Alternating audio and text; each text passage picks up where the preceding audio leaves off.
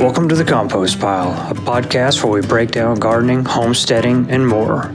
Join your hosts, David Poole and Aaron Barnhill, as they pile up information and break it down so that you can be more successful in the garden.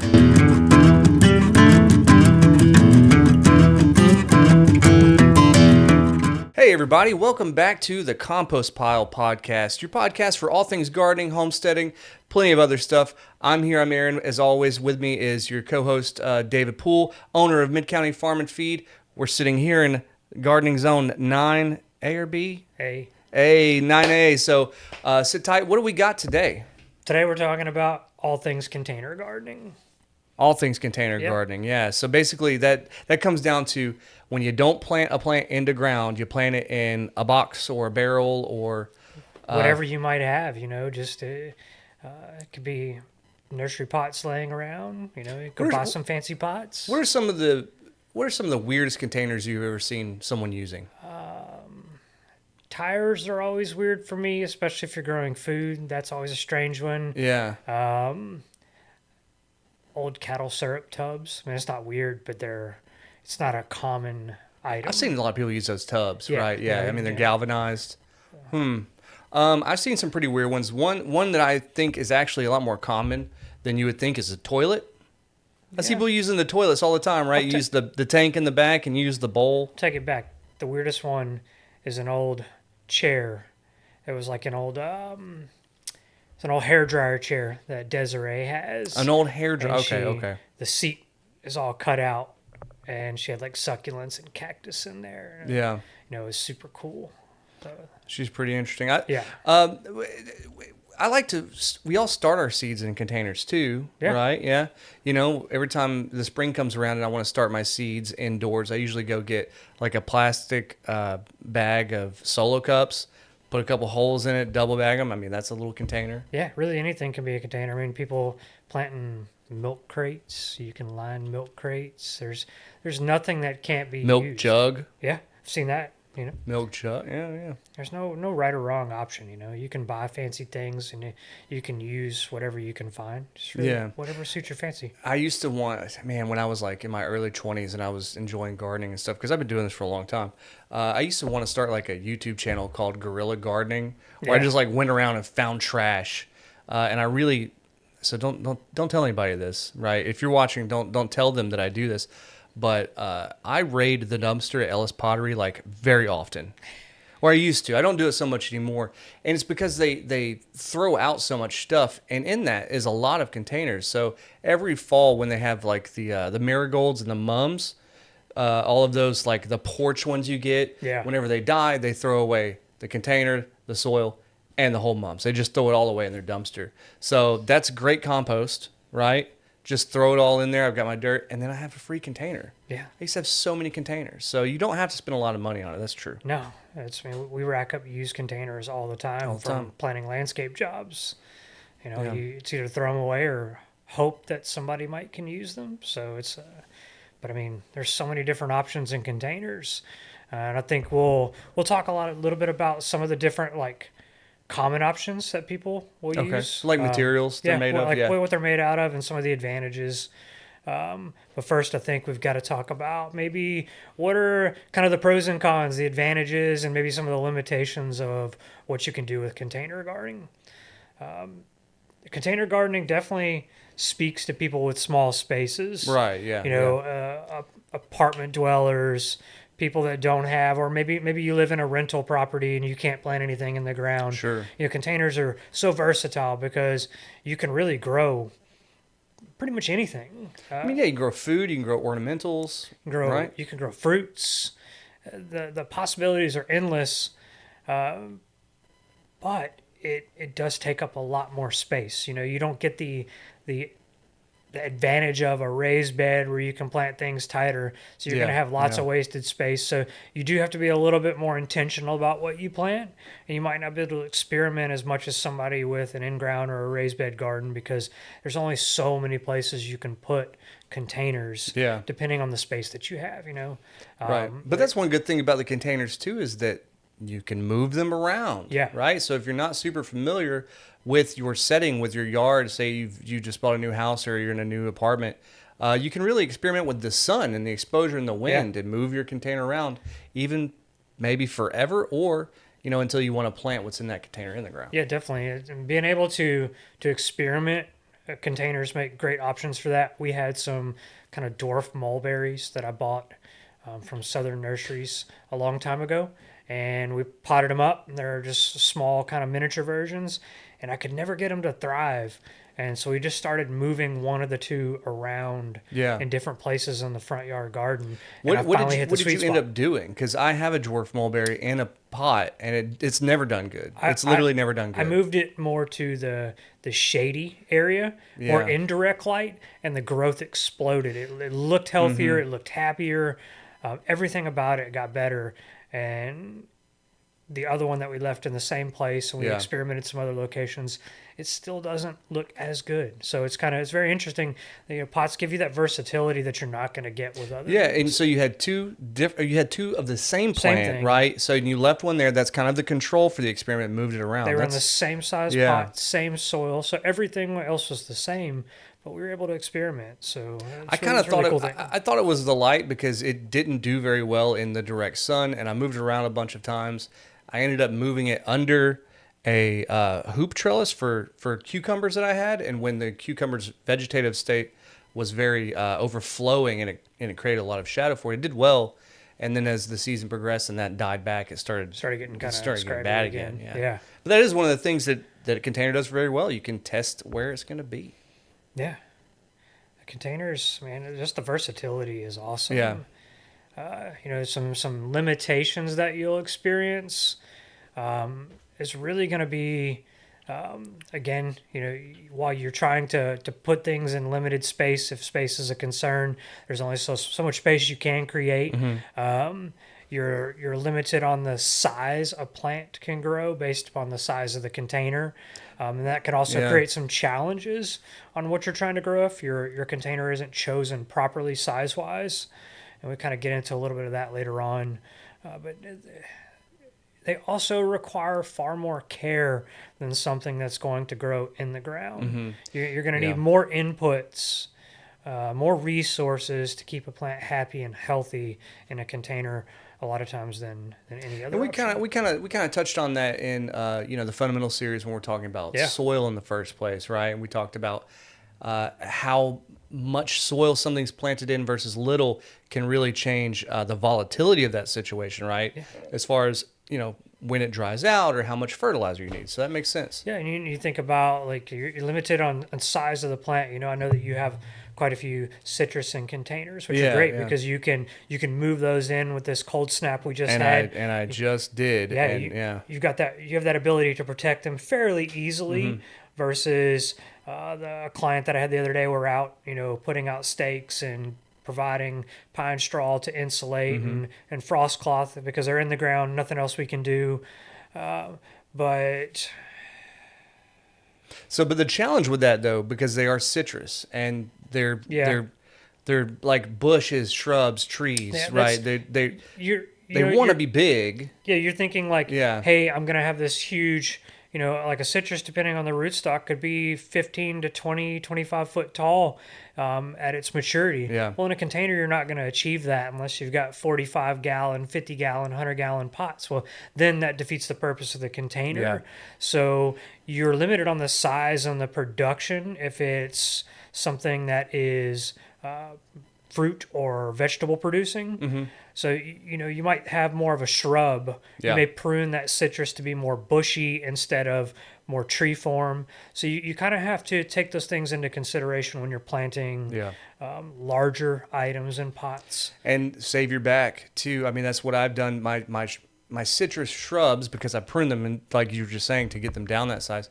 I went to Lowe's the other day and bought a dolly because I'm just tired of moving around. They are in 45 gallon pots, right? My lemon and lime are in 45 gallon pots. My grapefruit tree is in like a 40 gallon pot. That's like our dragon fruit. Yeah. It's in a and a Vigo bed dragon fruit planter. Luckily, it has wheels because if it didn't, Oh my there's gosh, no way because you'll hurt yourself. I could pick it up. Yeah. Plus, it grows upright and over, so you're trying to get up underneath it with all this stuff hanging over you.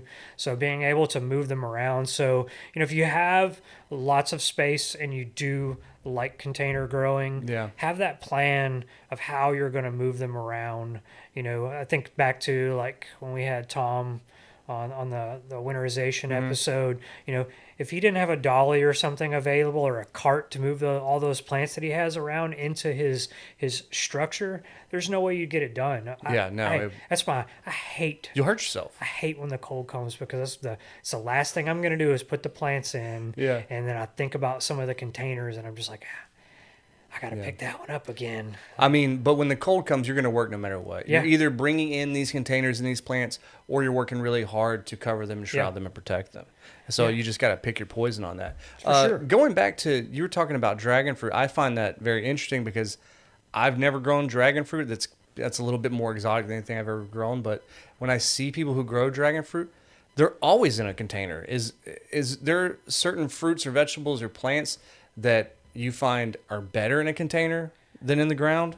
I mean, I feel like almost any vegetable could really do well in a container, especially leafy greens. Yeah. You can definitely grow tomatoes in a container Yeah. with an appropriate size pot and an appropriate variety. You don't want to grow a indeterminate vining tomato that could theoretically get 15 foot tall, in a container, because then you're not going to have any way to support it.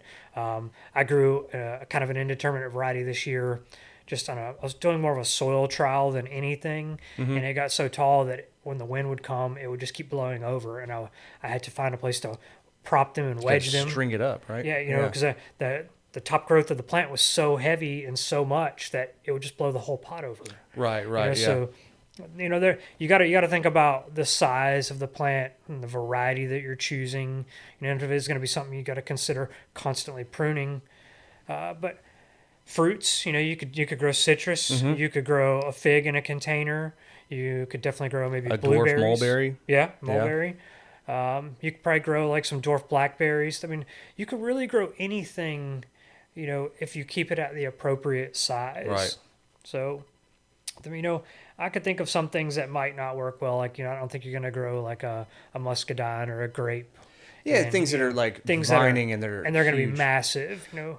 You say that is funny. So I like to plant passion vines, right? Yeah. Because they make beautiful flowers. The butterflies really love them, right? We're helping pollinators. And I have a red passion vine, passion flower that seems to be like kind of a fruitless variety. This one doesn't produce. I do have a fruited variety that grows on kind of a derelict pear tree I have. But this one is for my pergola in the back. And it's in a pretty big container. I'm not sure exactly why I chose to put it in a container instead of in the ground, because it almost would be the same.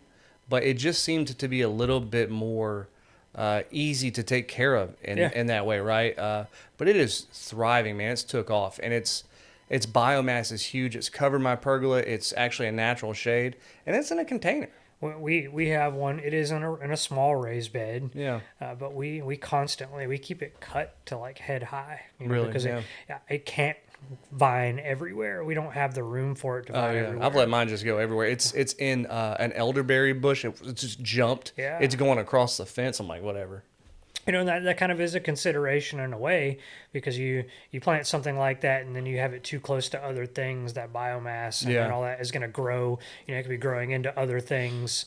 And then it can outcompete things for sunlight. And all passion kinds vines of are stuff. infamous for just dropping or new shoots coming out. Like, we'll get new shoots halfway across the yard. Yeah, that's the fruited one, the green, passion fruit ball that drops down. It's everywhere, right? And it's coming up. It's in shoots everywhere. I mow it over. I mow these little passion fruits over with the lawnmower, and it just scatters into the wind. Yeah, I'm like Oprah over here. I'm like, you get a passion vine. You get a passion vine. Yeah. Check under your seat. Might be one there. There's a passion vine under there. That's pretty good. So let's talk a little bit about like types of containers. Yeah. We touched a little bit, that you could really use anything in container growing, but most people when they're growing, they somewhat do care about what it looks like. Not everybody, and it depends on really what your end goal is. If you've got just a few things that you're growing, a lot of people are going to get a nicer looking pot. Yeah. Whereas if somebody's growing a ton of seedlings or they just have a lot of stuff, then they'll typically use like a nursery pot. Yeah. So Yeah. nursery pot is kind of your bare bones container, and they come in all different grades. You can get like very, very thin, blow molded nursery pots that are That's the fairly ones inexpensive. that are typically black, kind of like But you ribbed can, on the outside. yeah, and you can right? crinkle them pretty easily. But then they also have higher grade they're much thicker. They will hold their shape if you squeeze on them very well, and they're often quite a bit more expensive. Right. But they're still more economical than turning around and getting like A decorative a pot, decorative yeah. plastic pot.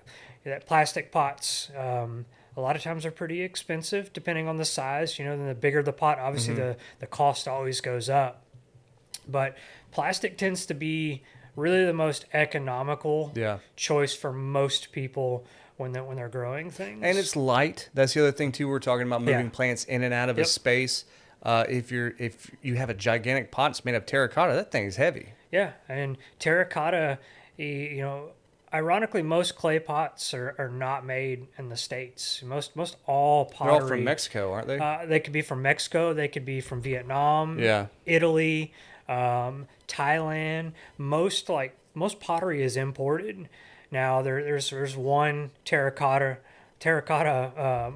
producer in Texas, Deroma. Huh. They make standard terracotta, and that's it.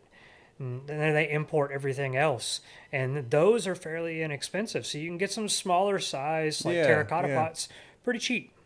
But there is a difference in these materials with this, because if we're talking about plastic versus terracotta, not only is the weight a big difference, but also water impermeability is Yeah. a big difference, right?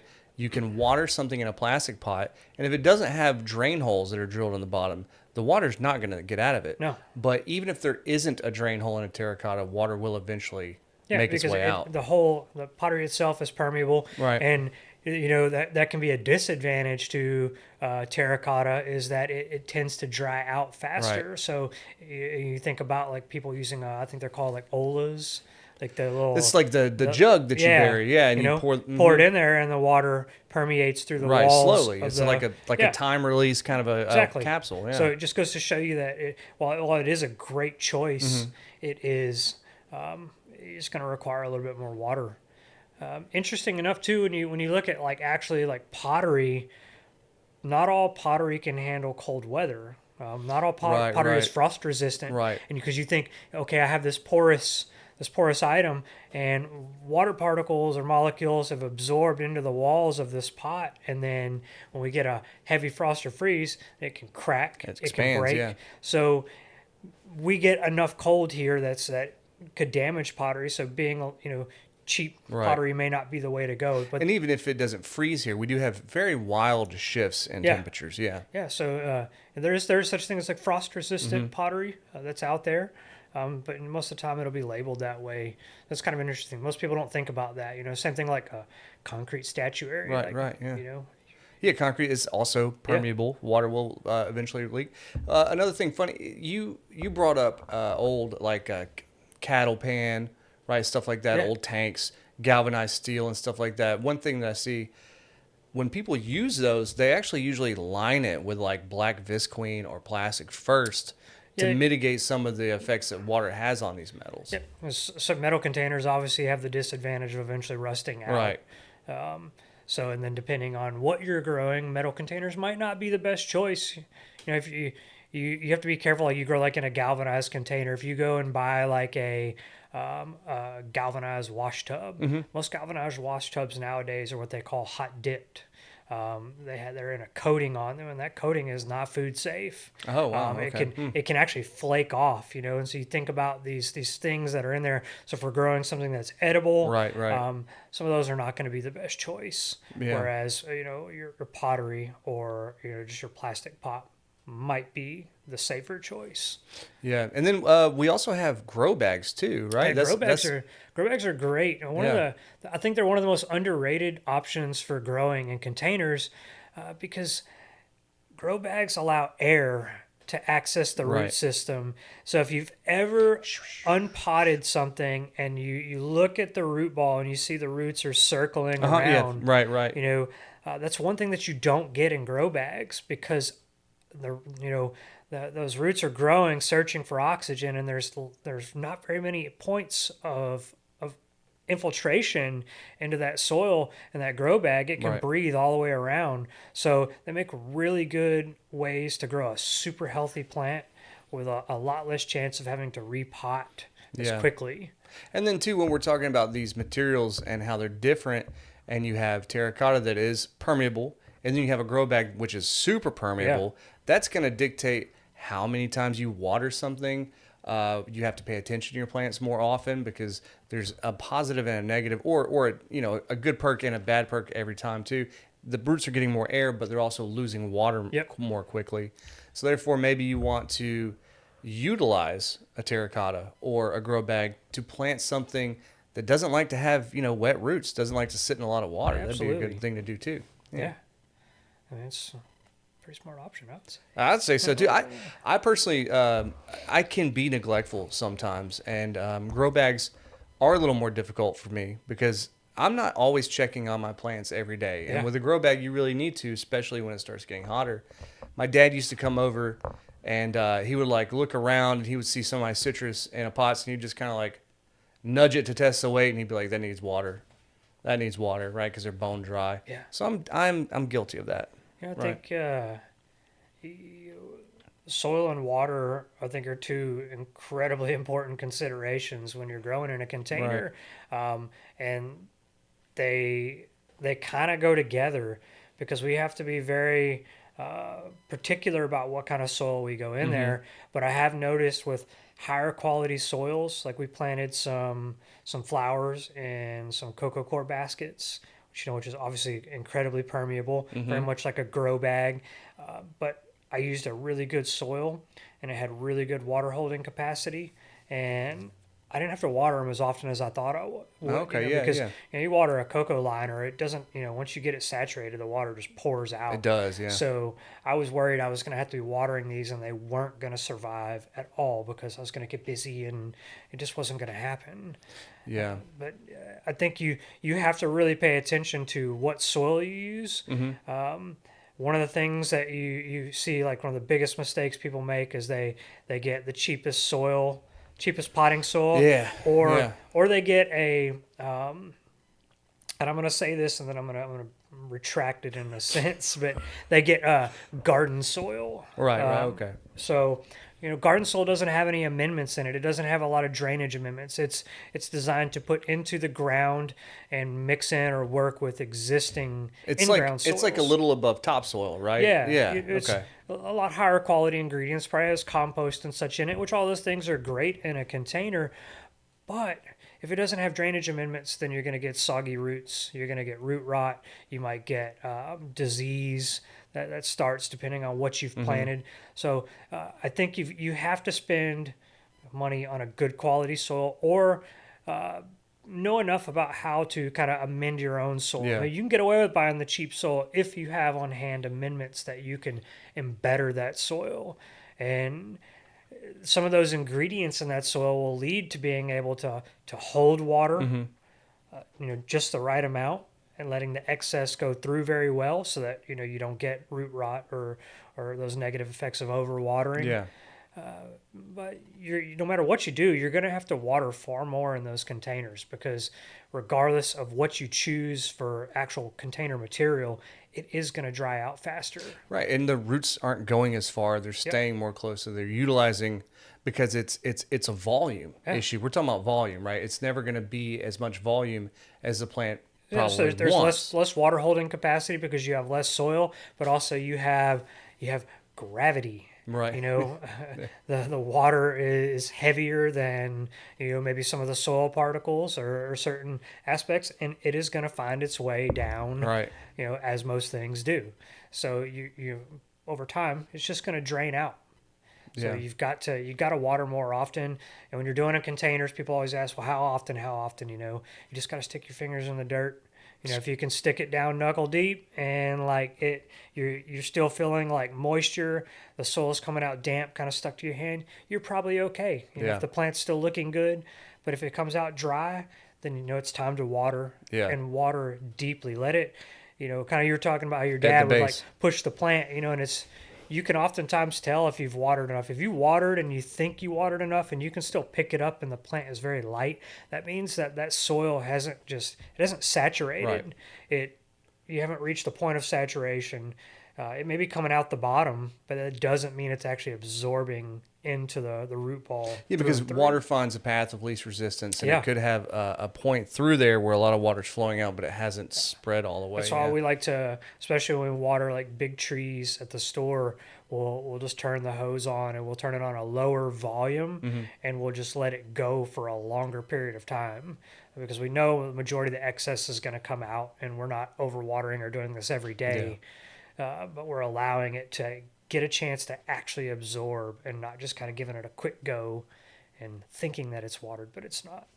I have a question for you. So when I'm thinking about a container garden, and let's say I plant an annual, right? That's going to last for 6 months. It's a flower. It's going to come up. It's going to bloom, and it's going to die. And I want to reuse that soil that I paid all that money for because I bought good quality soil. What do we need to do between plants, right? I mean, I'm sure that every plant has different requirements, but just generally speaking. Generally speaking, so it really is going to depend on the type of soil that you started with. If you're a lot of times if you're using maybe like a peat-based soil, those plants die out, it dries up because nothing's growing in it.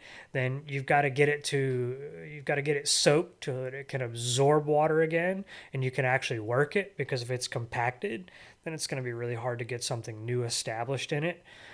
If you're using a high quality soil, maybe a cocoa coir based soil that will stay loose consistently, you might just rejuvenate it with some compost, a little bit of fertilizer. Just kind of get the roots of that last plant out, right? Yep.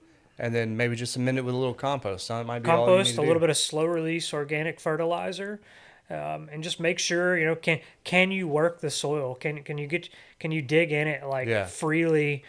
So make sure that it's not compact, right? Yeah. So make sure it's okay. And not just the top, like you get down a little bit, because sometimes you'll get into areas where it's compacted in the middle. Yeah. Maybe say remnants of that root ball from, the soil from the plant you planted initially.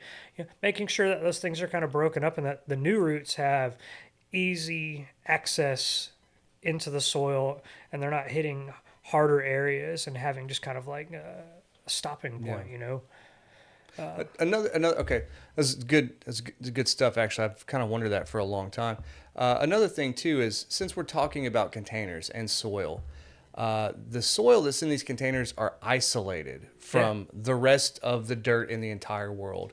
And the thing we know about soil is it's a holistic system, right? We have earthworms we have mycelium and fungi and all of that. Are there any specific challenges that we need to address when we're using container soil? How do we get some of those beneficial things like worms and mycelium in there, or is that even something we have to worry about? I think it is something that you should worry about. Mycelium, definitely having good bacteria and good fungi. You can achieve that by, just keep reharping on, if you're buying soil, get a good quality soil that has living microbes in it, but also if you're fertilizing organically or with a complete fertilizer that will maybe have some of those microbes that you can start populating in there. If it doesn't already have it, you can supply those items into that soil and keep it going. Yeah.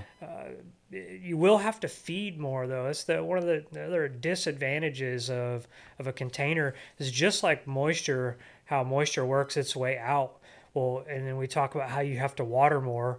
Well, we know from previous episodes that the more you water, the more nutrients move. Right. Whenever we're breaking down those nutrients and we're continually watering, those nutrients are working their way out of the containers or out of the root zone, and they're no longer accessible at all. Right. Unlike in the ground where they will move out of the root zone, but then mycelium has still it gets replenished, right? In the naturally in the soil, it replenishes itself, but in in a In the container, that's your job. You have to keep an eye out for that, right? You're going to be feeding more often, and I always recommend a slow release organic, because if you go and you look at like traditional, like run of the mill fertilizers, or take like a bag of triple 13 off the shelf, you get you a 4 pound bag. Most of those fertilizers, a lot of them are quick release. And if you read the fine print, it'll tell you a lot of times it's not for container use, Right. because you have this concentrated amount of soil and small you're volume. putting this quick release fertilizer in there, and you can burn the plant up. You can cause it to grow too quickly, and not get good results. But on the other hand, there are similar fertilizers that are what they call homogenized. They're every pellet is exactly the same analysis, and a lot of those homogenized type products are slow release in the synthetic world. They have a lot less chance of burning. So a lot of less chance of burning. Yeah. So you want to be careful about what you choose, and we always go the organic route because it's easy. Yeah, I know some things are almost impossible to burn a plant with, like fish meal, bone meal, like these things, worm castings. It's you don't want to use too much because it's wasteful, but it definitely makes it a lot easier on you, especially in a container where it is easier to burn up a plant. Real quick, kind of a rapid fire style. Could you give me maybe like top 5 plants that are suitable for containers? Always going to say peppers. You know what? It's literally my favorite plant to plant in a container is peppers. Peppers can grow year round, all the time, so it makes it super simple. I'm always going to go with not anything in particular, but some type of a flower. Okay. Because it's easy color, whether it's just for accents or for functionality. Yeah. For pollinator attracting. Stuff like bottle brush, right? Yeah. Super attractive. Number 3, I will say any form of the herb family, because Basil, absolutely. Yep. Because there's functionality, even for somebody who doesn't really like to grow a lot of stuff, or maybe they only have limited access. It's a usable plant. Yeah. It's a pollinator attractor. So it hits all the marks. I will say too, some herbs grow like weeds, right? And when we say it, the usual suspect is mint. A lot of people only want to plant mint into a container to keep it literally contained, because if you plant it in your yard, it'll be everywhere. Yeah. So that's 3. Give me 2 more. Yeah. Oh man. I know you didn't know I was going to do this. No. I would say citrus. Okay, citrus. Yeah. I know we've talked about that. You're making me feel really good right now. These are like the things that I like to keep in a container. Those are good items, and then unrelated to most of the topic today, just indoor plants. Have indoor plants. House plants are a huge thing right now. Definitely not my strong suit of subjects, but indoor plants are awesome. That's kind of like we got plants in this room today. Which is pretty cool. There's and some of these items and plants too. You could house plants can be herbs and other things. So it's they can very versatile. Right. Yeah. That's for a different episode. Maybe next time we'll get into house plants. I don't know. I think that's about the conclusion. It's a really good outlook on containers, what types we have, kind of the needs and how they're different from planting things in the ground, the pros and cons, and a good little list of fruits and vegetables and container gardens for everybody. There's not a single person who can't benefit from it.